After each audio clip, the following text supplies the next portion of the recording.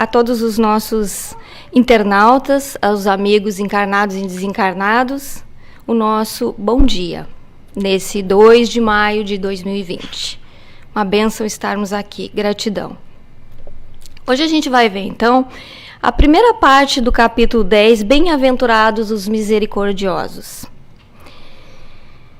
Importante dizer que a escolha desse estudo para hoje se deve justamente ao momento pelo qual a gente está passando, né? A gente está passando um momento bastante difícil, estamos juntos, perto longe dos olhos, mas perto do coração, né? Para dividir esse estudo, em função do Covid-19, nós estamos afastados, mas não afastados em pensamento, em emoção. Então a gente escolheu justamente esse capítulo, porque eu acho que nos dias atuais nada mais importante do que termos misericórdia. E a gente vai ver no decorrer do nosso estudo de hoje, que nós vamos partilhar, o porquê dessa escolha. Bom, a gente vai ver os 3 primeiros itens, vai ser a primeira parte hoje, né? Vamos ver os itens perdoai para que Deus vos perdoe e reconciliar-se com os adversários, o sacrifício mais agradável a Deus. Por que a gente divide às vezes em parte? Porque o estudo é muito longo, tem muito que se falar a respeito desse capítulo, então a gente prefere às vezes fazer esse estudo desmembrado para a gente conversar um pouquinho mais sobre esse assunto. Para começar o nosso estudo, é importante a gente ver o seguinte, alguns conceitos que se tornam importantes para nós. Por exemplo, se nós vamos ver no nosso dicionário, o nosso dicionário diz que misericórdia vem do latim misericórdia, miserere, na verdade, que significa misericórdia e compaixão para com o outro, e corde, que é coração. Então, é nos aproximarmos do sentimento do outro, termos misericórdia, aproximar o nosso sentimento do sentimento do outro, compaixão suscitada pela miséria alheia, indulgência, graça e perdão. E lá no capítulo 4, do capítulo 10, no item 4, desculpe, do Espiritismo, nós temos o seguinte conceito, um pouco mais abrangente, não apenas aquele do nosso dicionário, né? E ele nos diz o seguinte, que segundo o Espiritismo, o conceito de misericórdia diz que é o esquecimento, que a misericórdia consiste no esquecimento e no perdão das ofensas. O ódio e o rancor denotam alma sem elevação nem grandeza. O esquecimento das ofensas é próprio da alma elevada que paira acima dos golpes que lhe possam desferir. Nós falamos aqui, importante colocar, que a misericórdia que nós falamos é praticamente o aspecto moral do Evangelho. Porque nós podemos sim ter misericórdia do amigo, do irmão que passa fome, que passa necessidade, e por conta dessa misericórdia fazermos uma doação material. Mas aqui nós estamos nos referindo ao aspecto moral do Evangelho, ou seja, das falhas do outro, porque misericórdia também é perdão. É o verdadeiro sentido da misericórdia. Então, o perdão, ele passa pela compreensão de que nós somos espíritos em evolução e nem todos estamos no mesmo nível.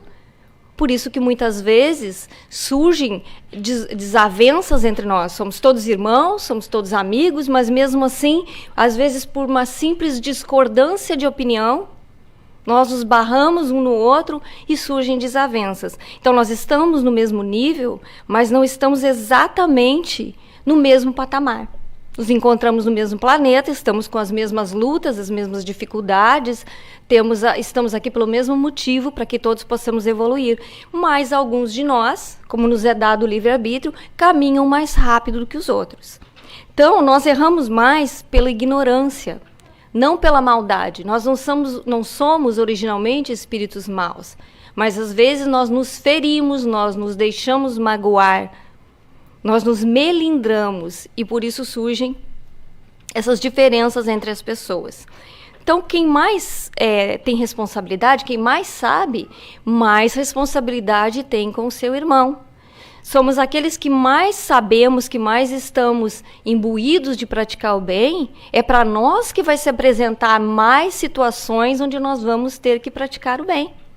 mais nós vamos lidar com pessoas difíceis, com situações difíceis, porque nós estamos assim preparados. Então, nisso reside a misericórdia. Entender que um dia todos estaremos no mesmo nível, mas hoje precisamos aproximar o nosso sentimento do sentimento do outro. Aí a gente vai, então, sai do conceito da misericórdia e vai para o conceito de perdão. Porque se misericórdia consiste em perdoar, é importante a gente saber exatamente o que é o perdão. Então, segundo o dicionário também nos diz o seguinte: significa desculpar, absolver, evitar.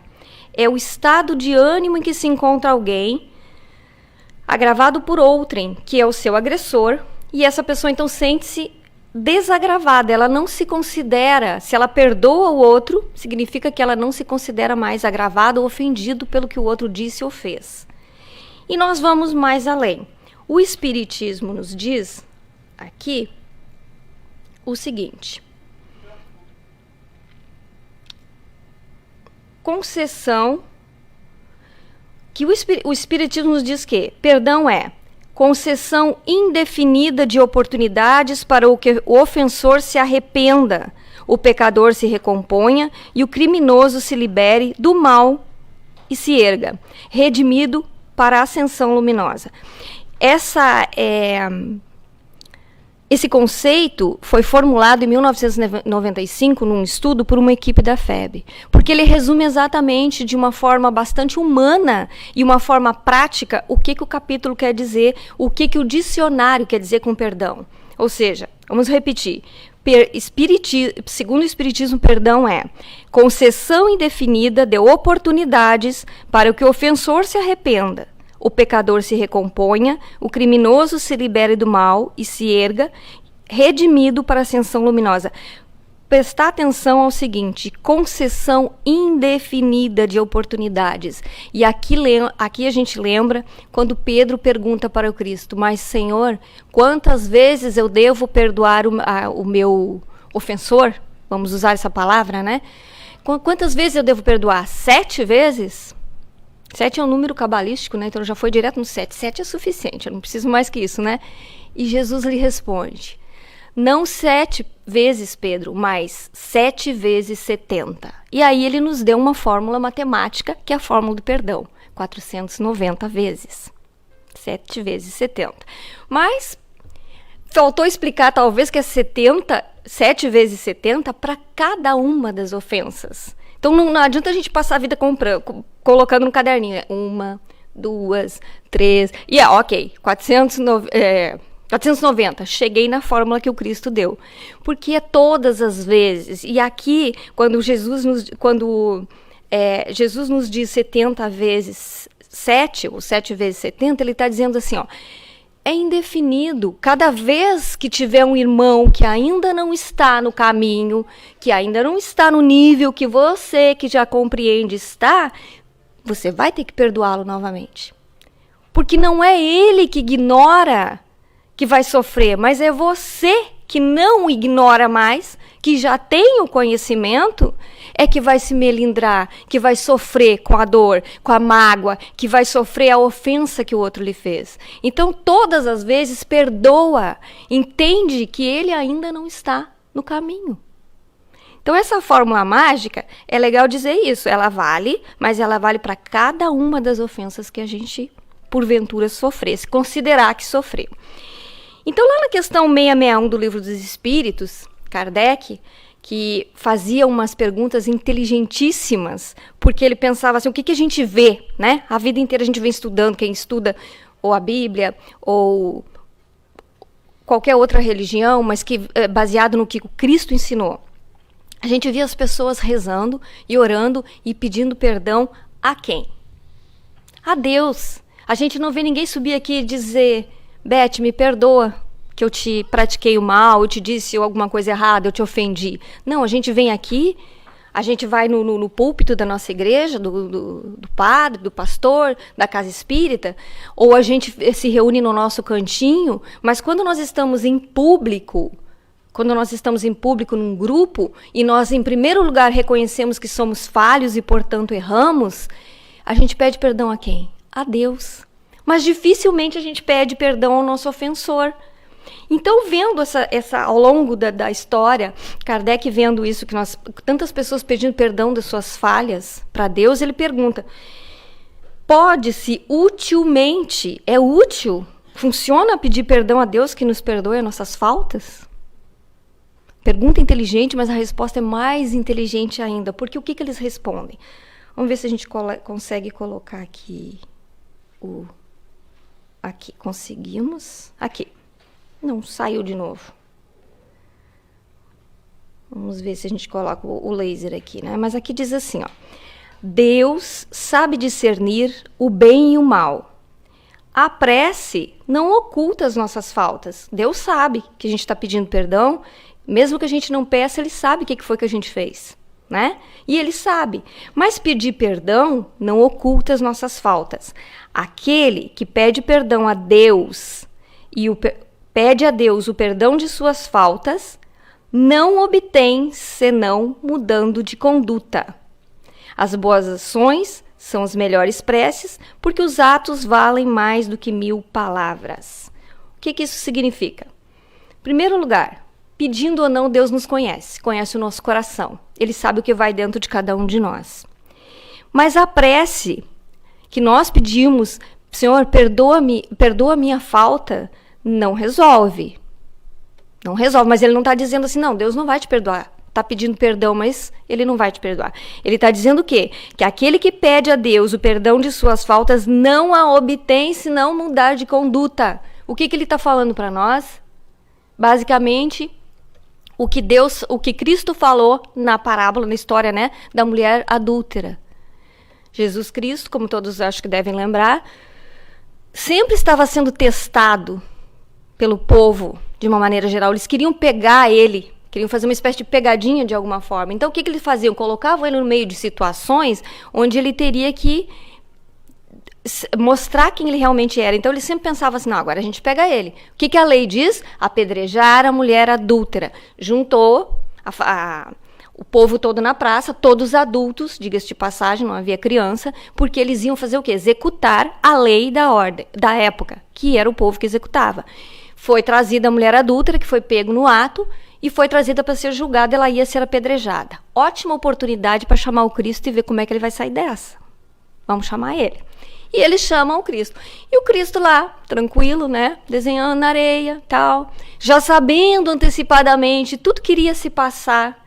Né? Eu fico imaginando assim, é como a gente vê uma criança, a gente conhece o coração da criança agindo, e a gente sabe que ela vai enfiar o dedinho na tomada, e a gente fica ali do ladinho dela para dar um puxão, ou para chamar a atenção dela, e o Cristo ali, inocentemente, desenhando na areia. E então eles dizem, chamam ele e dizem, o que a lei diz, né? Ela foi pega em flagrante, praticando adultério, e a lei diz que ela tem que ser cumprida a luz, a lei, ela tem que ser apedrejada.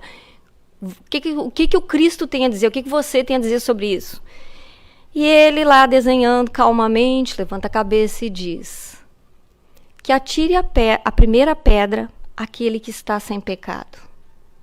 Todos adultos, todos com uma vida longa, uns mais velhos, outros mais jovens. Ele nos chamou a consciência individualmente. Cada um que estava lá parou e pensou, quantas vezes eu falhei no adultério, e isso e aquilo, e foram pensando, né? Então, devagarinho, foram abaixando sua cabeça e foram saindo. E não ficou nenhum. Até que Jesus olha e diz, mulher, onde estão teus acusadores? E ela diz, não sei, todos foram embora, Senhor. Ninguém te acusou, então eu também não vou te acusar. Né? Então, o que ele diz aqui? Vai e não peques mais. Ou seja, aquele que pede a Deus o perdão de suas faltas não obtém, serão mudando de conduta. Você errou, você tem o direito de errar. Se ninguém te condenou, eu também não vou te condenar, o Cristo disse. Mas vai e não peques mais. Então, eles nos incitam a mudar a nossa atitude, a enxergar que nós somos seres humanos falhos, que nós erramos, e que é sim conveniente pedir a Deus que nos perdoe, desde que esse perdão, em primeiro lugar, venha de um coração verdadeiramente arrependido, e em segundo lugar, que nós mudemos a nossa atitude. Então, eles ainda terminam dizendo, na questão 661, do Livro dos Espíritos. As boas ações são as melhores preces, porque os atos valem mais que 1000 palavras. Vale rezar? Vale.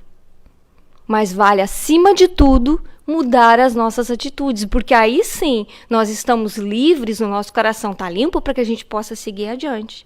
Então é útil pedir perdão?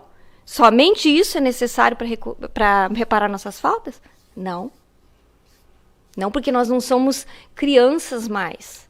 Nós temos o dever de usar a nossa responsabilidade, o nosso livre-arbítrio, nós já temos conhecimento de que nós erramos. Nós somos, sim, falhos, óbvio que somos. É por isso que a gente vem aqui todo final de semana, ou a gente assiste de casa, ou a gente vem nas quartas, ou nas quintas, ou nos outros dias que o centro nos oferece, e a gente lê em casa, e a gente assiste em casa. Por quê? Porque a gente está ali lendo, entra no carro, sai na rua, o primeiro engraçadinho que nos corta, a gente, se não fala, pensa. Nem vou dizer o que a gente pensa, porque não é conveniente, né? Mas a gente pensa. E aí a gente se dá conta, aqueles que já têm um pouco mais de caminhada, né? Pensa assim, putz, de novo. Oh, meu Deus. Eu pensei de novo.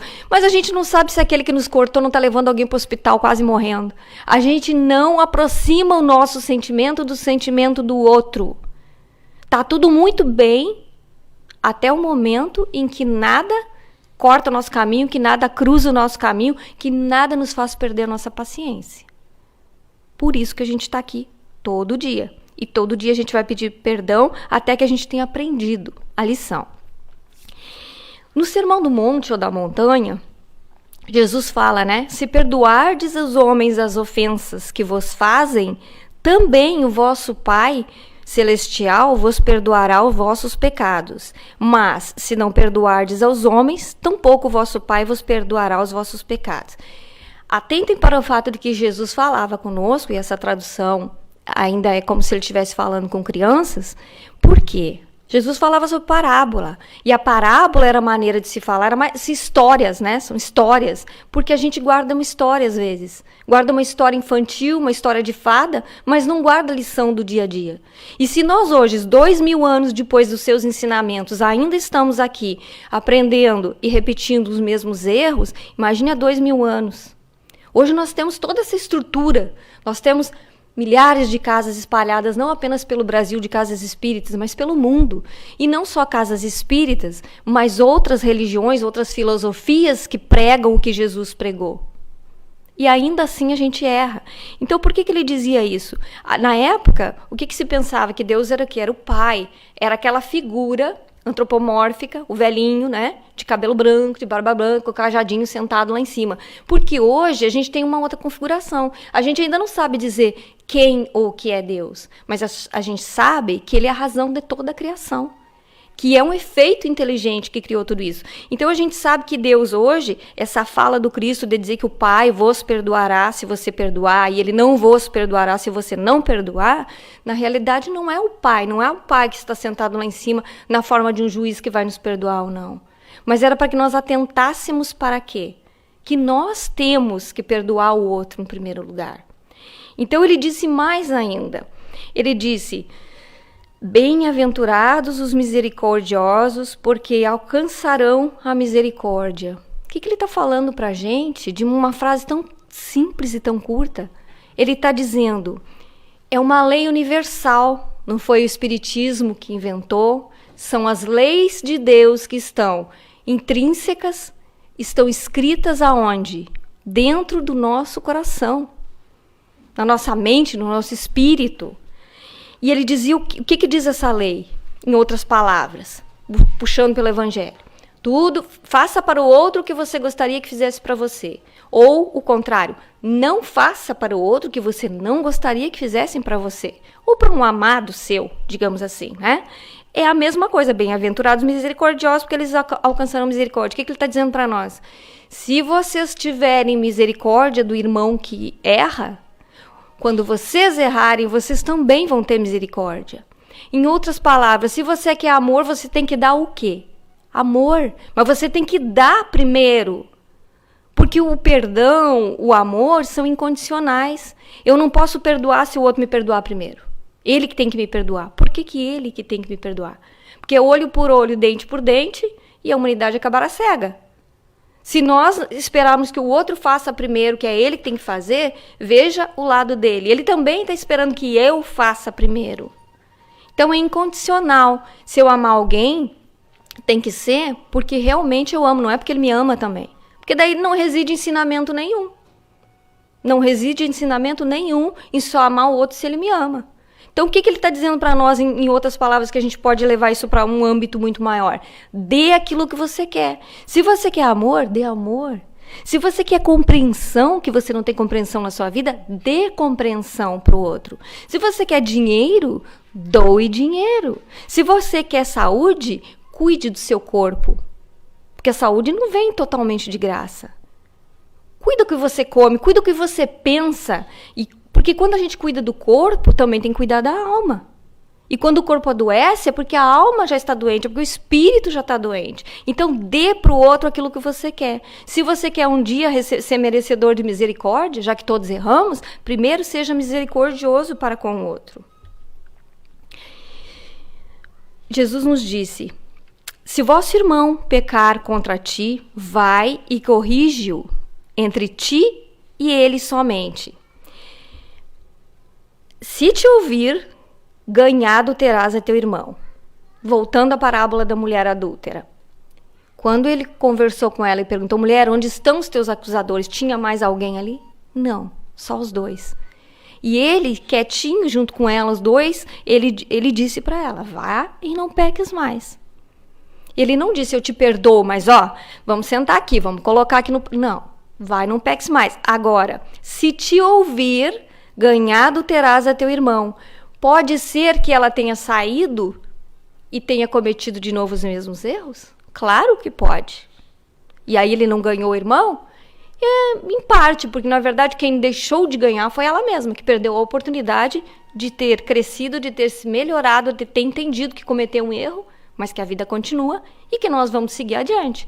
Não podemos mudar o passado, mas certamente podemos mudar a nossa vida daqui para frente. E o passado, como o próprio nome já diz, passou, não importa mais. O que importa é agora e o que vai ser feito daqui para frente.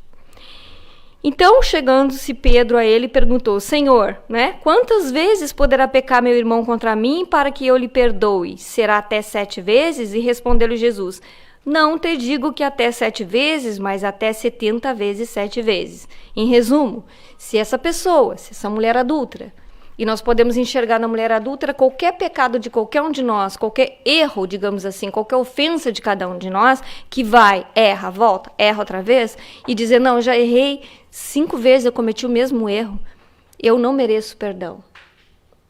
Vai merecer sempre. Começa com o auto-perdão, porque a gente fala muito em perdoar o outro, mas a gente se esquece que a gente tem que se perdoar também.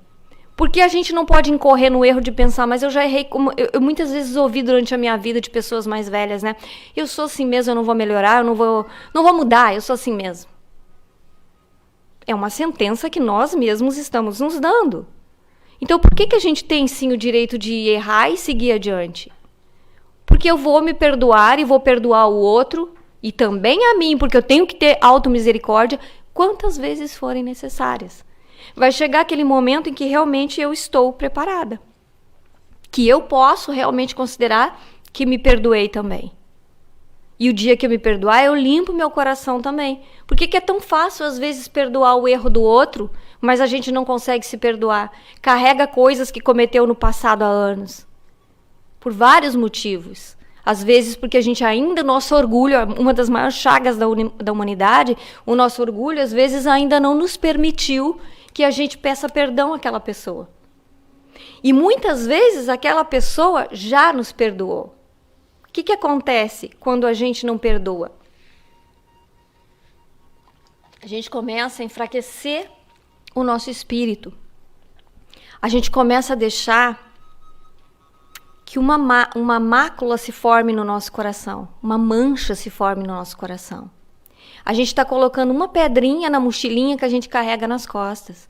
E a gente vai caminhando, vai andando para frente. Mas a mochila pesa e a gente vai olhando para o chão aqui, A gente vai puxando a mochilinha e vai enxergando o barro do chão. E não levanta a cabeça para ver a luz que vem do alto. não se perdoa, mas consegue entender que eu devo perdoar o meu irmão. Mas o meu corpo, o meu espírito é o meu templo. Eu tenho que primeiro me perdoar. Errar e entender. Entender que eu tenho um lado bom, mas eu também tenho um lado não tão bom assim. Entender que eu tenho falhas, algumas mais difíceis de lidar do que outras. Porque essa caminhada é principalmente comigo mesma. Aí Deus nos dá misericórdia de nós não sermos uma ilha, né? De nos colocar dentro do quê? De uma família. E a gente faz o quê com essa família? Reclama do marido, reclama do filho, reclama da esposa, reclama da sogra e não enxerga que é a bênção que ele nos deu. Porque eu não vou crescer. Que crescimento que reside se eu amo todo mundo? Então, tem gente que abandona a família e se junta com um grupo de amigos. Por quê? Todo mundo se veste como eu, todo mundo pensa como eu. Todo mundo partilha da minha opinião. Se alguém resolve falar do fulano que é de outra religião ou então é de outro partido, todo mundo fala junto mal do fulano. E eu me sinto super bem naquele grupo. Porque faz parte, né? Eles pensam como eu. Agora, quando eu venho para dentro de casa e o meu marido, a minha esposa, aquela pessoa que um dia, pela qual eu me senti atraído e achei que era, oh meu Deus, a pessoa da minha vida, hoje eu olho e penso, meu Deus, como a gente é diferente. Como é que a gente pensa tão diferente? Como é que eu vou aguentar isso? E aí, a gente olha para o Covid com todo respeito a quem perdeu amigos, familiares, e mesmo a quem não perdeu, mas a cada um de nós. Mas a gente olha para o Covid e pensa assim, meu Deus, que praga que aconteceu. Mandaram uma praga? Não mandaram uma praga. Mandaram um ensinamento. Mandaram uma bênção. Mas às vezes nós não conseguimos, principalmente aqueles de nós que perderam alguém próximo. Porque tudo que é longe de nós a gente é capaz de entender. Tudo que acontece com o outro a gente é capaz de entender. Mas quando é aqui comigo, com o meu parente, com o meu vizinho, com o meu amigo, com o meu filho, se torna difícil de entender. Que ter alguém no hospital com esse vírus é uma bênção. Mas por que isso? Porque agora ele nos colocou cada um no seu lugar. Mostrou que todos nós somos iguais e que nós vamos ter que aprender a lidar com isso. Então, quando a gente muitas vezes vai num lugar e lá está pedindo que a gente tome determinados cuidados e a gente não toma, porque a gente acha, eu não preciso, eu não estou com problema nenhum, eu não estou doente, eu não preciso disso. Então, faça por misericórdia do outro. Porque, na verdade, a gente não sabe se a gente tem ou não tem. Então, cuide do outro. Seja amoroso, dê amor, cuide do outro. Faça pelo outro. Então, a gente tem que entender que esse momento que nos colocaram dentro de casa, quantos de nós não vinham há um tempão? E aí, fulana, como é que tá? Eu tô bem, tudo, tô ótimo, parece lá em casa. Não tem tempo. Ninguém tinha tempo para nada. Nada. Nem dentro da própria família. Visitar o parente, aquele difícil, então, agora eu não posso mesmo porque eu não tenho tempo. O que aconteceu? Todo mundo tem tempo agora. E o que nós estamos fazendo com esse tempo que nos foi dado? Não é pra gente ficar louco que a loja abra de novo pra gente comprar o sapato, a roupa, a panela, a bolsa, ou sei lá o que eu quero. Ou então, tô doida pra fazer a minha unha que tá horrível, cortar meu cabelo e tal. Sim, vai ser legal, vai ser maravilhoso poder fazer isso de novo. Abraçar os meus amigos, abraçar as pessoas sem medo. Como nos primeiros dias a gente não tinha ainda caído a ficha, a gente chegava aqui, se abraçava e depois, uau, ai, desculpa, se afastava, né? Então a gente tá louco para abraçar todo mundo. Mas vamos aproveitar esse presente que a vida nos deu pra gente nos autoconhecer, pra gente fazer o que tinha que ser feito e a gente não fez. Aqueles de nós que estão tendo mais dificuldade com a família, porque às vezes o casal, que o marido trabalha o dia inteiro fora e pensa, meu Deus, eu chego em casa, essas crianças estão sujas, a mulher não trabalha, só eu que trabalho, mas as crianças estão sujas, a casa está bagunçada, o cachorro fez cocô no chão e tal. Aí agora o marido está dentro de casa, junto com a mulher. E ele está vendo o que é cuidar de criança, cuidar de uma casa, cuidar do cachorro, cuidar do gato, tudo a seu tempo, e o marido chega em casa e a comida está pronta. As pessoas estão vendo o que é isso. E aí eles estão pensando, meu Deus, como é que minha mulher aguenta essas crianças na minha casa? Essas crianças são teus filhos. Essas crianças são teus filhos. Esse marido que passa reclamando, que você olha para ele e pensa assim, ué, eu casei com ele, eu apaixonei por ele. Ele é teu marido. Aprenda a conviver com ele, não espere que o outro mude. Somos nós que temos que mudar. Às vezes uma atitude pequenininha nossa, de condescendência, de abnegação, de amor, a gente está com vontade de esganar o outro, mas vai lá e abraça o outro, porque quebra aquele momento. Quebra, o outro começa a rir, porque ele não está sabendo lidar com o sentimento dele. Então, se nós sabemos lidar, vamos nós dar um pouquinho de nós. Vamos entender que tudo vem por uma razão. Certamente Deus não deixaria que acontecesse de vir em pleno século XXI, né, em pleno ano de 2020, 19 e 20, chegar um vírus que seja capaz de, do jeito que hoje nós estamos globalizados em todos os sentidos, viajando para tudo que é lugar do mundo, dele aparecer consecutivamente em vários lugares do mundo e não ter um objetivo. Seria em vão? Deus faz alguma coisa em vão? Nada em vão. Se hoje a gente ainda não está na condição de entender o que está acontecendo, eu tenho certeza que daqui uns meses, alguns anos, aqueles de nós que eu particularmente considero privilegiados de estar vivendo esse momento, que é um privilégio estar aqui encarnado, poder viver esse momento, a gente vai olhar para cá, para o ano de 2020, 2019, e a gente vai ver tudo que aconteceu. Tudo que a gente foi capaz de fazer, de mudar, do que suscitou em nós. Prestem atenção no que esse momento está suscitando em cada um de nós aqui dentro. Preste atenção, porque é o momento de trabalhar. Se for bons sentimentos de ajuda ao próximo, que maravilha, a gente já subiu um degrauzinho. Se ainda não for, que maravilha também. Eu já enxerguei que, nossa, eu estou mais preocupado comigo mesmo do que com o outro. Uau, mas está todo mundo mostrando seus exemplos de amor, e aqui está uma oportunidade de eu mostrar minha misericórdia.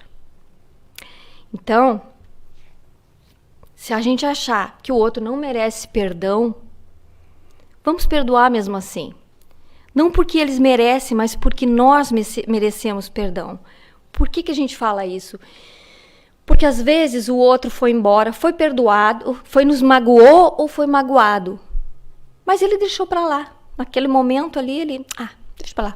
Ele não sabe o que tá fazendo, deixa pra lá. E vai embora. Mas eu acho que o outro tem que me pedir perdão. E o outro foi embora, gente. Ele não carrega nada. Sou eu que tô carregando. Eu quero que ele me peça perdão. E é mais uma pedrinha na mochilinha. A mochilinha vai puxando e eu vou cada vez olhando mais pra lama que tá debaixo do meu pé. Cada vez o meu olho olha mais pra baixo e não olha pra cima. O que vai acontecer?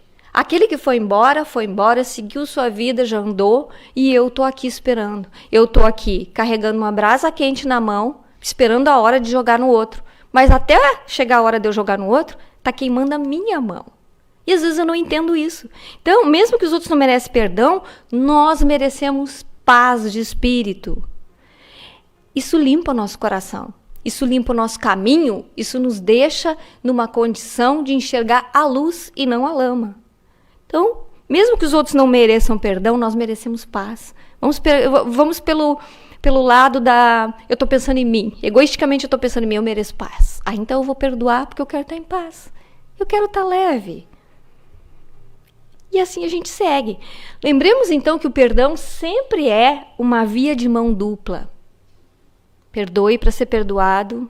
Seja misericordioso para receber misericórdia. Não julgue para não ser julgado. Primeiro nós perdoamos, para depois a gente ser perdoado. Se for necessário, se a gente precisar. Por quê? Porque um coração maculado oferece vias intransitáveis para Deus. Reconciliar-se com os adversários é a chave para se abrir as portas do céu interior, onde Deus habita. É difícil entender que Deus está em cada um de nós. Então, muitas vezes, a gente coloca as coisas lá fora. A gente acha que Deus está lá fora. A gente acha que as coisas todas estão fora. E Deus e as coisas estão dentro de cada um de nós. Quando Jesus diz, que a gente deve... que o coração maculado oferece vias intransitáveis para Deus, significa o quê? Que não adianta eu pedir e rezar ao Pai, a Deus, mas pedir perdão a Ele, mas se eu não perdoo a meu irmão que está do meu lado. Então, se a gente acha que Deus está fora da gente, como é que nós vamos chegar até Ele se Ele está muito mais longe do que o irmão que está aqui do meu lado? supostamente. Eu tenho que perdoar, em primeiro lugar, o meu irmão. Não adianta eu ir fazer a minha oferta com o coração carregado, cheio de mágoa, cheio de dor, cheio de sentimento. A chave para abrir as portas do céu interior, onde Deus habita. Então a gente já sabe que não é um lugar físico, é dentro de cada um. Quando Jesus falava e falava e falava por parábolas, ainda hoje às vezes é difícil entender que Deus habita o coração de cada um de nós. Que quando ele fala que nós temos que ser misericordiosos, que a gente não julgue, é uma lição tão simples, mas ao mesmo tempo tão complexa, porque nós precisamos andar junto. Nós precisamos estar no mesmo patamar. De eu não magoar ninguém, ninguém me magoar, mas se houver necessidade de perdoar, todos estejam dispostos a perdoar, para que a gente não se sinta mais magoado, que a gente não se sinta mais melindrado, para que a gente não se sinta mais ofendido. A gente fala, entanto, né, dentro da casa espírita, que Júpiter já é um planeta mais evoluído da nossa galáxia, né, do nosso sistema. E seria, supostamente, um planeta onde todos os seres já não lidam mais com esse tipo de picuinhas, de melindres. Eles já não têm que perdoar um ao outro. Porque eles não precisam perdoar? Porque não se sentem ofendidos. Quando não existe ofensa, não tem o que ser perdoado. Então, de uma maneira simples, Jesus nos ensina que, quando não houver mais ofensa, não tem o que ser perdoado. A gente vai ter, sim, conseguido evoluir e andado um pouquinho mais nessa nossa caminhada. Qual é o sacrifício mais agradável a Deus, portanto, né? Se, portanto, quando fordes depor a vossa oferenda no altar, vos lembrardes de que o vosso irmão tem qualquer coisa contra vós, deixai a vossa dádiva junto ao altar e ide antes reconciliar-vos com o vosso irmão. Depois, então, voltai a oferecê-la. Por que Jesus nos diz isso, né? Por que o Evangelho nos diz isso? A mesma coisa que orar e pedir perdão a Deus. Se eu ainda orando e pedindo perdão pelos meus pecados não for capaz de perdoar o irmão que está aqui, esse não é um sacrifício agradável a Deus. O sacrifício agradável a Deus é quando eu coloco em ação aquilo que é o ensinamento do Evangelho. Se eu souber perdoar o meu irmão que está aqui do lado, eu nem tenho a necessidade, não sinto a necessidade de orar a Deus e dizer, Senhor, perdoa-me porque eu errei. Por quê? Porque eu concedi o perdão para o meu irmão, que supostamente me ofendeu e me pediu perdão. Então, quando aqui diz, quando fores depor a vossa oferenda, vos lembrardes de que o vosso irmão tem qualquer coisa contra vós. Aqui também dá para ler o seguinte, né? Não que o outro também tenha alguma coisa contra mim, mas que eu tenha contra o outro. Na sua humildade ele coloca isso, que alguém tenha contra vós, mas é mais provável que nós tenhamos contra o outro. Então, de qualquer forma, nós contra o outro, ou acharmos que merecemos o perdão do outro, o que ele está dizendo aqui? Antes de vir fazer uma oferta maior e chamar a Deus, primeiro cumpre o que ele te ensinou como lição. Vai ali onde te foi dado o teu irmão, teu amigo, teu familiar, teu chefe, conversa com ele. Reconcilia-te enquanto está a caminho. Deixai a vossa dívida junto ao altar e então reconcilia-te com vosso irmão. Depois, então, volta e oferece. Se o outro perdoou ou não, já é uma outra conversa. Porque é aquilo que a gente falou antes. Se eu estiver com meu coração limpo, eu sigo a minha jornada evolutiva. Quem vai ficar carregando pedrinhas e olhando para a lama é quem não perdoou, ou quem ainda acha que o outro precisa lhe pedir perdão. O que Jesus queria dizer quando ele disse, reconcilia-te sem demora com o teu adversário? Quando Jesus recomenda que nos reconciliemos o mais cedo possível com o nosso adversário, olha que profundo. Ele não está apenas querendo dizer que a gente deve evitar discórdias aqui. Tá, eu tive um problema com algum de vocês que está aqui, e aí eu penso assim, poxa, mas eu não vou embora daqui sem... vou lá desfazer, vou lá. Fulano, me desculpa, olha, falei sem pensar, e tá, tudo certo. Não é isso. Não é muito mais profundo do que isso. Ele quer não apenas evitar discórdias na vida presente, mas é uma lição para a eternidade. Por quê? Enquanto estás a caminho com ele, aqui, nessa vida e nossa encarnação. Por quê?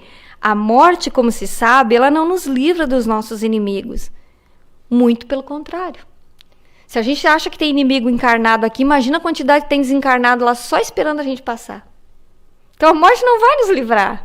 Ela vai nos levar para só trocar de inimigo, vai levar para os que estão desencarnados. Então, nós devemos perdoar enquanto nós estamos a caminho. Para quê? Para que não se perpetue esse ciclo de vai e volta e passa pelas mesmas lições. É a mesma analogia da criança que tem uma certa dificuldade, seja em matemática, em português, em geografia, a matéria que for. Ela vai, ela estuda, ela tem reforços, que somos nós indo no centro, na casa espírita, na igreja, ela tem reforço, professora de reforço, a mãe que pega em casa e ajuda. Mas ela vai ser testada. Vai ter o dia da prova. E no dia da prova, ela vai precisar mostrar que ela aprendeu tudo aquilo que ela veio, que ela realmente aprendeu e entendeu, internalizou aquilo tudo que ela vem estudando nos últimos meses. E aí ela pode se sair bem na prova ou não. Se ela não se sair bem, ela vai tomar bomba e vai repetir o semestre, o ano, enfim, a lição ela vai repetir de novo. Nós, na nossa vida, na nossa escola chamada Terra, se a gente não aproveitar para se reconciliar com os nossos inimigos, né, com os nossos, vamos chamar assim de desafetos, porque não é exatamente inimigo, hoje em dia se melindra por pouca coisa, até por divergência de opinião. Não estou nem falando de opinião política ou religiosa, estou falando de qualquer tipo de opinião, né? Que a gente pertence ao grupo que pensa todo mundo igual. Quando a gente sai fora daquele grupo que tem outra coisa diferente, a gente já se melindra. Então, vamos chamar assim de desafeto, né? Por quê? Reconciliar aqui. Porque aqui é uma oportunidade maravilhosa para que eu já encontre a minha autoiluminação, que eu entenda. E aí eu posso ter uma outra oportunidade, eu posso precisar ou não vir de novo, e a minha vida vai ser muito mais fácil. Para que empurrar com a barriga, né? Para quê? Às vezes a gente diz assim, para que deixar para amanhã o que eu posso fazer hoje? É a maior verdade. É mais profundo do que se pensa. Se dá para eu arrumar tudo aqui agora, para que eu vou deixar para amanhã, voltar, passar tudo de novo? Então, nessa parte reside o ensinamento da doutrina espírita, que nos ajuda a entender que, pela lei de causa e efeito, e por acreditarmos na imortalidade do espírito, a gente sabe que o espírito encarna com diferentes roupagens, nomes, sexo, mas é o mesmo espírito. A lição que ele tem que aprender, ele vai aprender. Agora ou depois. Então, sob pena de nós postergarmos para a vida futura, as penas, né? Está lá também no Evangelho para a gente estudar, penas e gozos futuros. Então, vamos pensar que, para a gente não postergar para a vida futura essas penas, dores e mágoas, vamos tentar levar gozos para a vida futura. Vamos tentar usar a nossa encarnação de uma maneira sábia e inteligente. Perdoar é um ato de amor, de nobreza, de grandeza de alma. Quem ama, perdoa. Quem não perdoa, não ama. Não é possível perdoar alguém se não se ama. Não é possível amar alguém se não se perdoa. A Bíblia nos ensina que se alguém disser amo a Deus e odiar ao seu irmão, é mentiroso, pois aquele que não ama seu irmão a quem vê, não pode amar a Deus a quem nem ao menos vê. Porque a gente acredita, a gente que nem Santo Agostinho, né? Acredita no que vê. Então, irmãos, é como a analogia assim, ó, os irmãos que moram em lugares diferentes, né? Tem um pai, tem a casa do pai, e vários irmãos que casaram ou foram embora de casa, cada um mora numa casa ou numa cidade, enfim, diferente, né? Todos eles ligam pro pai, mas nenhum liga pro outro. Não se comunicam. Então, é mais ou menos isso. Olhando do ponto de vista materialmente falando, é como a gente imaginar assim, se eu tenho vários irmãos, eu me ligo pro meu pai e minha mãe, onde quer que eles estejam, né, e tal, mas eu nunca ligo pros meus irmãos. Eu não me comunico com ele. Eu não sei como é que eles estão. Eu tenho mágoas com eles, mas eu só converso com o pai. Eu nunca penso em pegar o telefone e ligar pro meu irmão, dizer, e aí, fulano, como é que tá? Queria saber como é que tá agora aí, época de Covid, né? A gente quase não se fala muito, mas queria saber se tá tudo bem e tal. Às vezes, isso quebra o gelo. Não precisa mais do que isso. A doutrina espírita nos facilita esse processo do perdão, porque primeiro ela nos instrui a respeito da reencarnação e, junto dela, a lei de causa e efeito. Combinadas, elas exprimem a verdadeira justiça. Ela mostra que o que nós sofremos hoje faz parte de um processo educativo do espírito, abordando exatamente a lição que nós precisamos aprender. Então, a família que nós viemos, o nosso chefe, que a gente às vezes muda de emprego, o chefe continua sendo chato, entre aspas, né? E a gente não entende, o homem está me perseguindo, porque ainda não aprendemos a lição que está ali. Então, nós estamos exatamente abordando o tema, a lição que nós precisamos aprender. Porque podem ter certeza de uma coisa, tudo é cíclico. Quando coisas se repetem na vida da gente, é porque a gente está agindo exatamente do mesmo jeito, mas está querendo resultado diferente. Quando a gente quer resultado diferente, a gente tem que agir diferente também. Tem que fazer coisas diferentes, porque se eu continuar agindo do mesmo jeito, eu vou ter o mesmo resultado.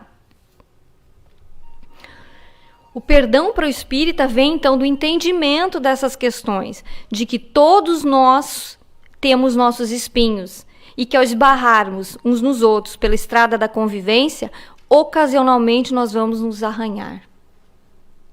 Isso aqui é uma frase simples, uma declaração assim que mostra exatamente o que acontece. Eventualmente, até pessoas que super se dão bem, por uma divergência de opinião, às vezes surgem esses arranhados.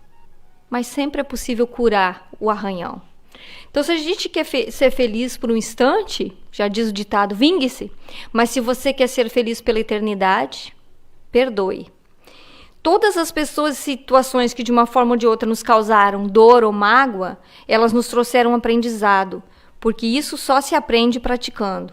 Quando nós precisamos amar, a vida nos traz situações de prática de quê?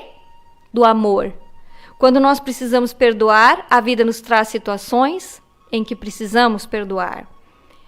Então, muito cuidado quando pedirem paciência, tá? Porque pedis e obtereis, batereis e se abrireis, né? Porque se a gente pede paciência, Deus não vai olhar, ela quer paciência, então eu vou mandar para ela um vidrinho de paciência. Não, Ele vai nos mandar mais situações em que nós vamos ter que exercitar a paciência. Muito cuidado com o que se pede. Buda dizia que guardar a raiva é como segurar um carvão em brasa, né? Com a intenção de atirá-lo em alguém. Somos nós que nos queimamos. A mágoa, o ódio, o rancor são prisões para o espírito. A gente acha que está aprisionando o outro na raiva que a gente emite para ele, mas a gente não entende que no universo, como já dizia Nikola Tesla, né? Se você quer entender o universo, pense em termos de energia. Tudo no universo é energia. Quando eu penso alguma coisa, eu gerei essa forma de pensamento. E ela se formou em mim primeiro. Então, se eu gerei um pensamento de ódio, de raiva, de rancor, de mágoa, eu estou mandando para mim ódio, raiva, mágoa, para depois mandar para o outro. E quando for, ainda vai reverberar e vai voltar de novo mais forte para mim. Então, mágoa, ódio, rancor são prisões para o espírito. A gente pensa que aprisiona o outro na nossa raiva, mas quem está preso somos nós, porque o outro já pode ter ido embora e evoluído. São venenos que nós tomamos, mas esperamos que o outro morra. Então, vamos pensar com muito carinho nessas raivas e nessas pedrinhas que a gente está colocando na nossa mochilinha, né? E Gandhi nos deixa uma importante mensagem das tantas que ele deixou, né? Porque ele disse assim, ó, o fraco jamais perdoa. O perdão é uma das características do forte. E é a mais pura verdade. Porque o perdão é muito mais fácil para a gente guardar a mágoa, seguir em frente com aquela mágoa, aquela raiva, levanta de manhã, a primeira coisa que pensa é naquilo, vai dormir, a última coisa que pensa naquilo, do que abrir o nosso coração. É preciso muita coragem para dizer desculpa, eu errei, me perdoa. Então, realmente, o perdão é uma das características do forte. Mas a gente foi criado e entendeu a vida inteira que perdoar, que chorar. Homem não chora, né? Não foi isso que a gente aprendeu? Que homem não chora. Então, se o homem não chora, o homem também não se magoa, o homem também não tem sentimento, o homem não perdoa. O homem tem que ser duro. A gente veio criar, a maioria de nós é de uma geração que pensava assim. E nós estamos totalmente enganados. Hoje a gente já consegue entender que é ser forte, porque precisa muito mais coragem para pedir perdão e reconhecer que errou, chegar na pessoa que a gente supostamente magoou e pedir perdão, do que simplesmente guardar a raiva e ir embora. Porque guardar a raiva e ir embora não exige nada de mim. Não exige aprendizado nenhum. Agora, pedir perdão exige. Lembrar que o perdão começa dentro de casa, né? na tolerância, na indulgência, na abnegação, no não julgamento, no não reclamar, no entender o outro, no aproximar o nosso sentimento do outro. E aqui eu deixo essa mensagem que eu acho super bacana. Eu não sei de quem é a autoria, se alguém souber e puder me passar, até gostaria, porque é um resumo de tudo que a gente estudou aqui hoje. Amar significa amar o que é difícil de ser amado, porque de contrário não seria virtude alguma. Perdoar significa perdoar o imperdoável, porque de contrário não seria virtude alguma. Fé significa crer no inacreditável, de contrário não seria virtude alguma. E esperar significa esperar quando já não há esperança, de contrário não seria virtude alguma. Perdoar é um ato de amor. O que é fácil e não exige sacrifício da nossa parte não é considerado virtude.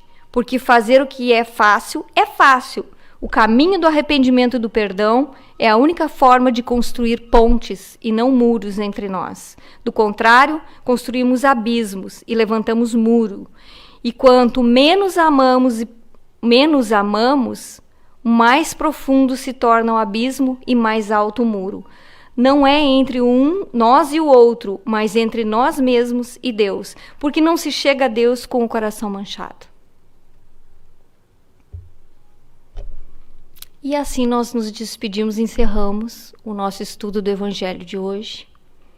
Muita gratidão a todos por a gente ter conseguido chegar até o fim, ter estudado e ter compartilhado com todos vocês. Gratidão.